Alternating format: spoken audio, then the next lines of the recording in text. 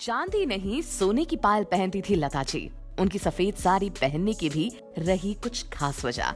सफेद साड़ी में लिपटी लता मंगेशकर सादगी की मिसाल थी।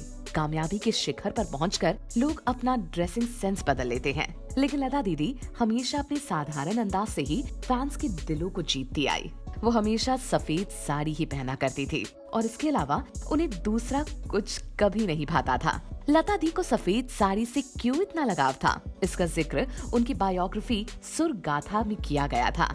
कम ही लोग जानते हैं कि लता जी पैरों में कभी चांदी की पायल नहीं पहनती थी, हमेशा सोने की पायल ही पहनी।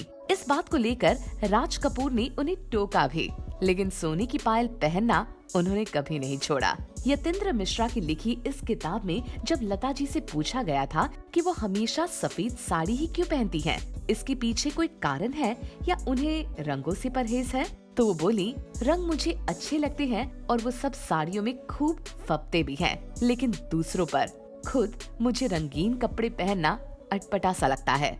इसके पीछे कोई कारण नहीं है, लेकिन अगर मैंने कभी लाल या नारंगी रंग की साड़ी पहनी तो मुझे महसूस होता है कि किसी ने मुझ पर होली के रंग डाल दिए हैं। इसीलिए मुझे सफेद या चंदन जैसा रंग पसंद आता है।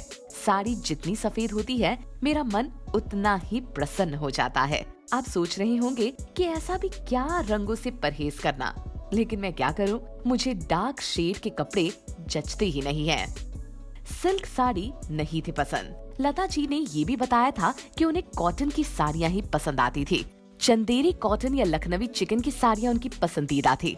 बंगाल और महाराष्ट्र की साड़ियाँ भी उन्हें काफी अच्छी लगती थी। कांजीवरम साड़ियाँ भी जचती थी, लेकिन बनारसी साड़ी उन्हें रास नहीं आती थी क्योंकि वो हैवी हुआ करती थी। सफेद साड़ी पहनने की ये भी थी वजह।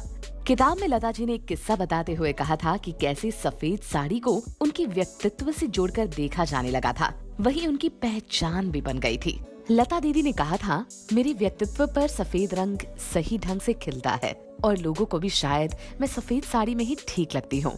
एक बार मुंबई में बहुत बारिश हो रही थी। मुझे समझ नहीं आया कि मैं रिकॉर्डिंग पर क्या पहनूं।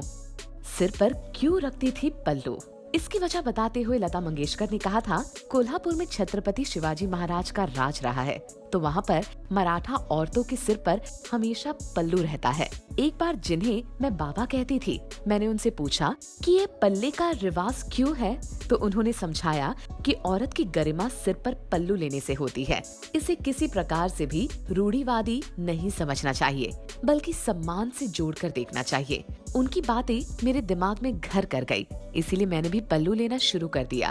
रिकॉर्डिंग के दौरान पल्लू लेने में बहुत दिक्कत होती थी, क्योंकि बचपन से ऐसा कभी नहीं किया था, लेकिन 20 साल तक ऐसा करने के बाद फिर मैंने पल्लू लेना छोड़ दिया था, क्योंकि रिकॉर्डिंग में बहुत दिक्कत होने लगी थी। गहनों से नहीं था खास लगाव। लता जी को गहनों से भी खास प्रेम नहीं था। उनके मुताबिक शरीर पर जितने कम गहने हो, उसी में उन्हें सुकून मिलता है। गहनों के नाम पर लता जी एक तो कंगन, 2-4 चूड़ियाँ, कानों में छोटे टॉप्स और पैरों में पायल पहना करती थी। सोने के गहने लता जी को कभी नहीं भाए, उन्हें हीरे पसंद आते थे। सोने की पायल पहने देख राज कपूर ने टोक दिया था। पैरों में उन्होंने ज्योतिषी के कहने पर सोने की पायल पहनी थी। ज्योतिषी ने उन्हें चांदी की पायल पहनने से रोका था, इसीलिए लता जी सोने की पायल पहनती थी। लेकिन एक बार उनके पैर में सोने की पायल देख राज कपूर उनसे नाराज भी हो गए थे। राज कपूर ने उनसे कहा था कि कमर के नीचे सोना पहनना अशुभ होता है। सोना समृद्धि का सूचक है और उसे पैरों में पहनकर अनादर नहीं करना चाहिए। लेकिन लता ने उन्हें कह दिया कि क्या सही और क्या गलत वो ये नहीं जानती हैं, लेकिन उन्हें ज्योतिषी ने ऐसा करने के लिए कहा और वो उसे उतारेंगे नहीं। इस वजह से लिपस्टिक कभी नहीं लगाई। लता जी मेकअप वगैरह से तो हमेशा दूर ही रही, लेकिन चेहरे पर पाउडर लगाना और आंखों में काजल लगाना उन्हें बहुत पसंद था।